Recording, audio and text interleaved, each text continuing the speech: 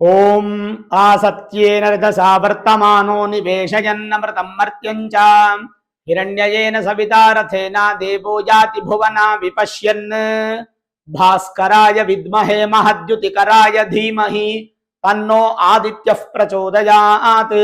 ಶ್ರೀ ಗುರುಭ್ಯೋ ನಮಃ. ಹರಿ ಓಂ. ಆತ್ಮೀಯ ಪ್ರಿಯ ಪ್ರೇಕ್ಷಕ ಮಿತ್ರರೇ, ನಿಮ್ಮೆಲ್ಲರ ಜೀವನ ಕ್ಷೇಮದಾಯಕ, ಲಾಭದಾಯಕ, ತೃಪ್ತಿದಾಯಕವಾಗಿರಲಿ ಅಂತ ನನ್ನ ಆರಾಧ್ಯ ದೇವಿ ಹೊರನಾಡು ಅನ್ನಪೂರ್ಣೇಶ್ವರಿಯ ಪಾದಗಳಿಗೆ ನಮಸ್ಕರಿಸ್ತಾ, ಪ್ರಿಯ ಪ್ರೇಕ್ಷಕ ಮಿತ್ರರೇ, ನಿಮ್ಮ ಜನ್ಮಜಾತಕದಲ್ಲಿ ಸೂರ್ಯ ಬಲಹೀನವಾಗಿದ್ದರೆ ನಿಮಗೆ ಏನು ನೆಗೆಟಿವ್ ಆಗುತ್ತೆ ಅನ್ನುವಂಥದ್ದು ನೀವು ವಿಡಿಯೋಲ್ ನಾನು ನೋಡ್ತೀನಿ. ನೋಡಿ, ಮೇಷ, ವೃಷಭ, ಮಿಥುನ, ಕಟಕ, ಸಿಂಹ, ಕನ್ಯಾ, ತುಲಾ, ವೃಶ್ಚಿಕ, ಧನಸ್ಸು, ಮಕರ, ಕುಂಭ, ಮೀನ, ಒಟ್ಟು 12 ರಾಶಿಗಳು.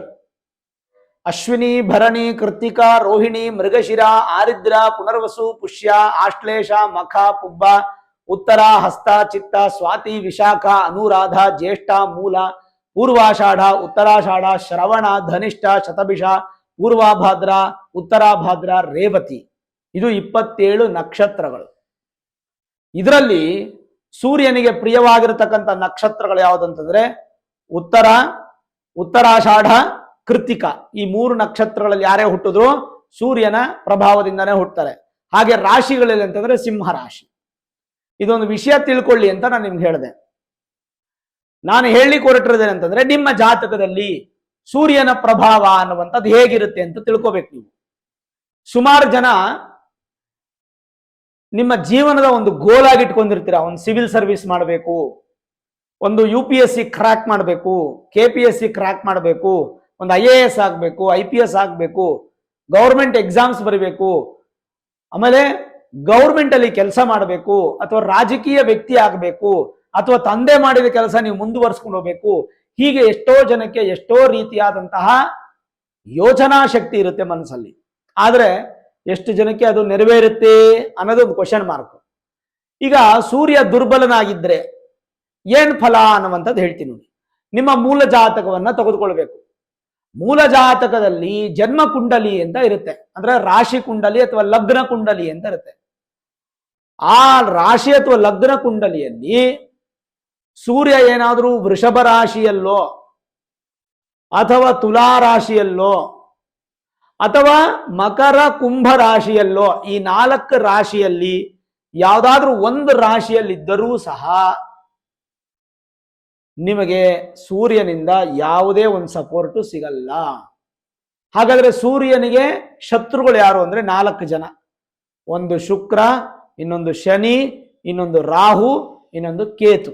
ಈ 4 ಗ್ರಹಗಳು ಸೂರ್ಯನಿಗೆ ಪರಮ ಶತ್ರುಗಳು.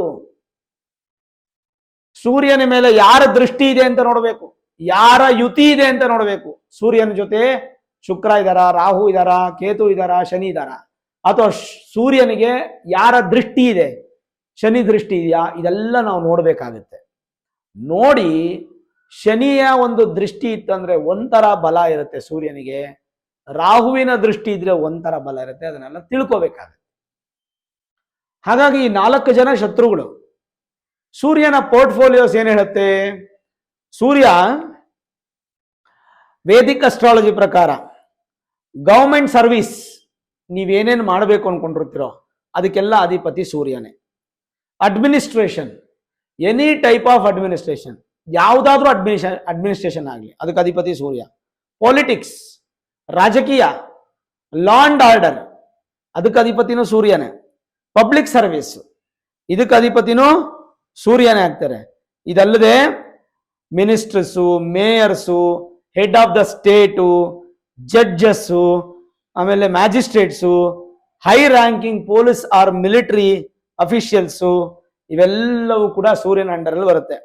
ಇದ್ರ ಜೊತೆಗೆ ದೊಡ್ಡ ದೊಡ್ಡ ಕಂಪನಿ CEO ಗಳು, ಫೌಂಡರ್ಸು, team leaders, upper level corporate ಆಗಿ ಕೆಲಸ ಮಾಡುವಂಥದ್ದು, ಮತ್ತೆ ಡಾಕ್ಟರ್ಸು, ಫಿಸಿಷಿಯನ್ಸು, ಮೆಡಿಕಲ್ ಸ್ಪೆಷಲಿಸ್ಟು, ಆಮೇಲೆ ಇಂಡಿಪೆಂಡೆಂಟ್ ಬಿಸ್ನೆಸ್ಸು, ಮತ್ತೆ ವಿಶೇಷವಾಗಿ ತಂದೆ ಮಾಡುವಂತ ವೃತ್ತಿಯನ್ನ ಮುಂದುವರಿಸ್ಕೊಂಡು ಹೋಗುವಂಥದ್ದು, ಆಮೇಲೆ ಜೆಮಾಲಜಿಸ್ಟು ಅಂದ್ರೆ ರತ್ನ ಶಾಸ್ತ್ರವನ್ನ ಕಲಿಯುವಂಥದ್ದು, ಜ್ಯುವೆಲ್ಲರೀಸ್ ಅಂದ್ರೆ ಬಂಗಾರ ಬೆಳ್ಳಿ ಇತ್ಯಾದಿ ಜ್ಯುವೆಲ್ಲರಿಗಳನ್ನ ಮಾಡುವಂಥದ್ದು, ಫಾರೆಸ್ಟ್ ಆಫೀಸರು, ಫೈರ್ ಸ್ಟೇಷನ್, ಅದು ಮತ್ತೆ ಎಲೆಕ್ಟ್ರಿಸಿಟಿ, ಸೋಲಾರ್ ರಿಲೇಟೆಡ್, ಇವೆಲ್ಲವೂ ಸೂರ್ಯನ ಅಂಡರ್ ಅಲ್ಲೇ ಬರುತ್ತೆ.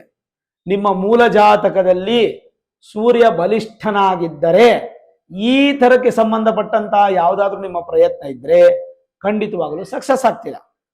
ಹಂಗೆ ಸೂರ್ಯ ಬಲಹೀನನಾಗಿದ್ದ ಅಂತ ತಿಳ್ಕೊಳ್ಳಿ, ಇದರಲ್ಲಿ ಖಂಡಿತವಾಗ್ಲೂ ಸಕ್ಸಸ್ ಆಗಕ್ಕೆ ಸಾಧ್ಯನೇ ಇಲ್ಲ. ಆಸ್ ಪರ್ ಅಸ್ಟ್ರಾಲಜಿ ಹೇಳುತ್ತೆ, ರವಿಗ್ರಹ ರೋಗವನ್ನು ಉಂಟು ಮಾಡುತ್ತೆ. ಯಾಕಂದ್ರೆ ಸೂರ್ಯ ಆತ್ಮ ಜಗತಸ್ಥುಷಶ್ಚ ಅಂತ ಹೇಳ್ತೀವಿ. ಜಗತ್ತಿನ ಆತ್ಮ, ಶರೀರದ ಆತ್ಮ ಯಾರು ಅಂದ್ರೆ ಹೃದಯ, ಅಂದ್ರೆ ಹಾರ್ಟ್ಗೆ ಅಧಿಪತಿ ಯಾರು? ಸೂರ್ಯ. ಅದಾದ್ಮೇಲೆ ಕಣ್ಣಿಗೆ ಅಧಿಪತಿ ಯಾರು? ಸೂರ್ಯ. ಚರ್ಮಕ್ಕೆ ಅಧಿಪತಿ ಯಾರು? ಸೂರ್ಯ. ಈ ಮೂರೂ ಸಂಬಂಧಪಟ್ಟಂತ ರೋಗಗಳನ್ನ ನಿಮಗೆ ಉತ್ಪತ್ತಿ ಮಾಡುವಂತವನು ಸೂರ್ಯ. ನಿಮ್ಮ ಜಾತಕದಲ್ಲಿ ಬಲಹೀನವಾಗಿದ್ದರೆ, ಅಕಸ್ಮಾತ್ ಬಲವಾಗಿದ್ದರೆ ಇದೆಲ್ಲ ಫಲ ನಿಮ್ಗೆ ಒಳ್ಳೆ ಪಾಸಿಟಿವ್ ಆಗಿ ಕೊಡ್ತಾನೆ. ಜಸ್ಟ್ ಎಕ್ಸ್ಚೇಂಜ್ ಅಷ್ಟೇ. ನಾನು ಏನೇನು ನೆಗೆಟಿವ್ ಹೇಳ್ತಾ ಇದ್ದೀನೋ, ಸೂರ್ಯ ಬಲಿಷ್ಠವಾಗಿದ್ರೆ ಪಾಸಿಟಿವ್ ಅಷ್ಟೇ, ಇನ್ನೇನಿಲ್ಲ, ದೊಡ್ಡ ವ್ಯತ್ಯಾಸ ಏನಿಲ್ಲ. ದೇಹದಲ್ಲಿ ತಲೆಯ ಭಾಗಕ್ಕೆ ಸಂಬಂಧಿಸಿದ ಗ್ರಹ ರವಿ ಆದ್ದರಿಂದ ರವಿಯು ಬಲಹೀನನಾಗಿರುವ ಜಾತಕದವರಿಗೆ ಸದಾ ತಲೆನೋವು ಬರುತ್ತೆ. ಯಾವಾಗಲೂ ತಲೆನೋವು ಬರುತ್ತೆ. ತಲೆಗೆ ಪೆಟ್ಟು ಬೀಳುವ ಸಾಧ್ಯತೆ ಇರುತ್ತೆ. ಕಣ್ಣಿನ ಕಾರಕ ರವಿ ಆದ್ರಿಂದ ನಿಮಗೆ ಕಣ್ಣು ಸಮಸ್ಯೆಗಳು ಉಂಟಾಗಿ ಕಣ್ಣಿನ ಆಪರೇಷನ್ ಅಥವಾ ಕನ್ನಡಕ ಹಾಕೊಳ್ಳುವಂತ ಸಾಧ್ಯತೆ.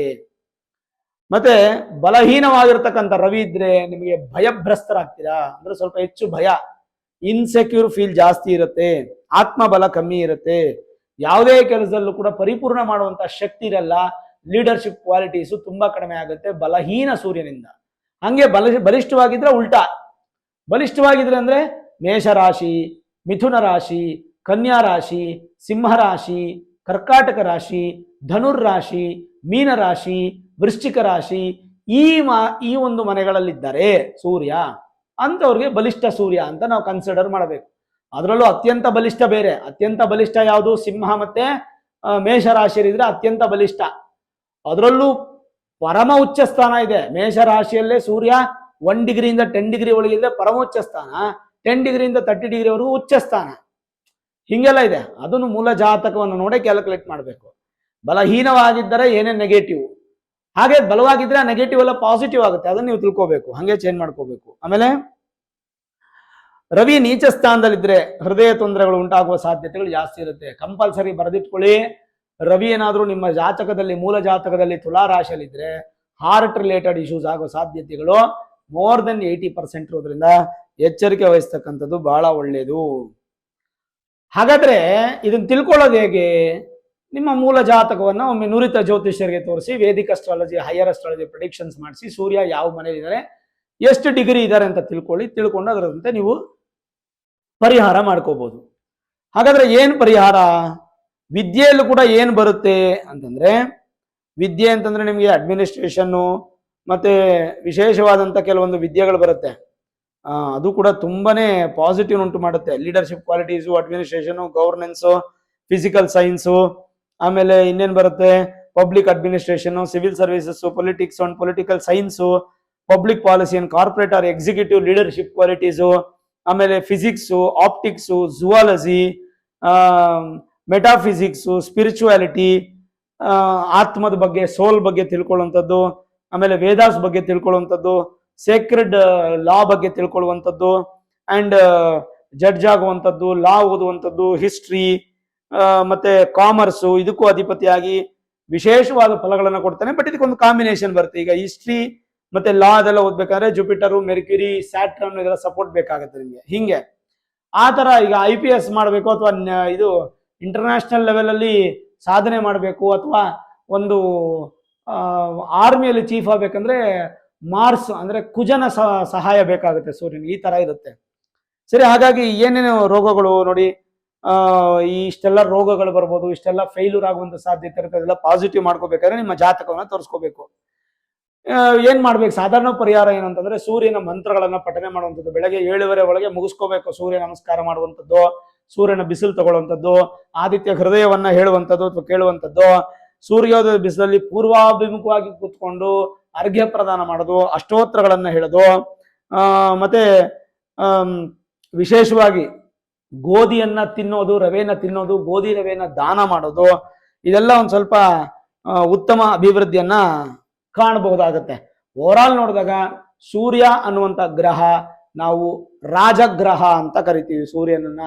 ಹಾಗಾಗಿ ಯಾರ ಜನ್ಮ ಜಾತಕದಲ್ಲಿ ಸೂರ್ಯ ಬಲಿಷ್ಠನಾಗಿದ್ದಾನೋ ಅಂಥವ್ರಿಗೆ ನಾನೀಗ ಹೇಳಿದೆಲ್ಲ ನೆಗೆಟಿವ್ ಉತ್ತಮ ಫಲವಾಗಿ ಪರಿವರ್ತನೆ ಆಗಿ ಅವ್ರಿಗೆ ಲೀಡರ್ಶಿಪ್ ಕ್ವಾಲಿಟಿ ಸಿಕ್ಕಿ ಅವ್ರಿಗೆ ಚೇರ್ಪರ್ಸನ್ ಆಗುವಂತ ಸಾಧ್ಯತೆ ಇರುತ್ತೆ. ಯಾರ ಜಾತಕದಲ್ಲಿ ಸೂರ್ಯ ಬಲಹೀನನಾಗಿ ನೆಗೆಟಿವ್ ಪ್ಲೇಸ್ ಅಲ್ಲಿ ಇರ್ತಾರೋ ಅಂಥವ್ರಿಗೆ ಖಂಡಿತವಾಗ್ಲೂ ಈ ನಾನು ಹೇಳಿದಂತ ಯಾವುದೇ ವಿದ್ಯಾಭ್ಯಾಸ ಉದ್ಯೋಗದಲ್ಲಿ ಹೆಚ್ಚಿನ ಪ್ರಭಾವ ಸಕ್ಸಸ್ ಇರೋದಿಲ್ಲ. ಕಾಂಬಿನೇಷನ್ ಆಫ್ ಗ್ರಹಗಳು ಕೂಡ ಸಪೋರ್ಟ್ ಮಾಡಲ್ಲ. ಅಂಥವ್ರು ನೀವೇನಾದ್ರು ಸಿವಿಲ್ ಸರ್ವಿಸ್ಗೋ ಗೌರ್ಮೆಂಟ್ ಜಾಬ್ಗೋ ಅಪ್ಲೈ ಮಾಡ್ತಾ ಇದ್ರೆ, ಬೇಕೇ ಬೇಕು ಅಂತ 3-4 ವರ್ಷದಿಂದ ಪ್ರಯತ್ನ ಪಡ್ತಾ ಇದ್ರೆ, ನಿಮ್ ಜಾತಕದಲ್ಲಿ ಯೋಗ ಇದ್ರೆ ಮಾತ್ರ ಮುಂದುವರಿಸಿ, ಇಲ್ಲ ಅಂದ್ರೆ ನಿಲ್ಲಿಸ್ಬಿಟ್ಟು ನಿಮ್ಮ ಜಾತಕದ ಪ್ರಕಾರ ಏನು ಮಾಡಿದ್ರೆ ಸಕ್ಸಸ್ ಅಂತ ತಿಳ್ಕೊಂಡು ಅದನ್ನ ಮಾಡಿ. ಖಂಡಿತ ನಿಮ್ ವಿದ್ಯೆ, ಉದ್ಯೋಗ, ಆರ್ಥಿಕ ವಿಚಾರ ಎಲ್ಲವೂ ಚೆನ್ನಾಗಿದ್ದು ಆರೋಗ್ಯವನ್ನು ಸರಿ ಮಾಡಿಕೊಂಡು ಉತ್ತಮವಾದ ಜೀವನವನ್ನ ನೀವು ಪಡಿಲಿಕ್ಕೆ ಎಲ್ಲಾ ತರದ ಸಪೋರ್ಟ್ ನಿಮಗೆ ಜನ್ಮ ಜಾತಕದಿಂದ ಸಿಗುತ್ತೆ. ಹಾಗಾಗಿ ಜನ್ಮ ಜಾತಕ ತೋರಿಸ್ಕೊಳ್ಳಿ, ಸೂರ್ಯನ ಬಗ್ಗೆ ತಿಳ್ಕೊಳ್ಳಿ, ದೋಷ ಇದ್ರೆ ಪರಿಹಾರ ಮಾಡ್ಕೊಳ್ಳಿ, ಯೋಗ ಇದ್ರೆ ಅನುಭವಿಸಿ, ಸಂತೋಷವಾಗಿರಿ ಅಂತ ಹೇಳ್ತಾ ಈ ವಿಡಿಯೋ ಇಷ್ಟ ಆಗಿದ್ರೆ ಲೈಕ್ ಮಾಡಿ, ಶೇರ್ ಮಾಡಿ, ಮುಖ್ಯವಾಗಿ ನಮ್ಮ ಚಾನೆಲ್ಗೆ ಸಬ್ಸ್ಕ್ರೈಬ್ ಮಾಡಿ, ಬೆಲ್ ಐಕಾನ್ ಅನ್ನ ಪ್ರೆಸ್ ಮಾಡಿ. ಪ್ರತಿನಿತ್ಯ ನಾನು ಪೂಜೆ ಮಾಡುವಂತಹ ನನ್ನ ಆರಾಧ್ಯ ದೇವಿ ಹೊರನಾಡು ಅನ್ನಪೂರ್ಣೇಶ್ವರಿಯ ಆಶೀರ್ವಾದ ಅನುಗ್ರಹ ಸದಾಕಾಲ ಮತ್ತೊಮ್ಮೆ ನಿಮ್ಗೆ ಸಿಗಲಿ ಅಂತ ಪ್ರಾರ್ಥನೆ ಮಾಡ್ತಾ, ಸರ್ವೇ ಜನಾಃ ಸುಖಿನೋ ಭವಂತು, ಸಮಸ್ತ ಸನ್ಮಂಗಳಾನಿ ಭವಂತು.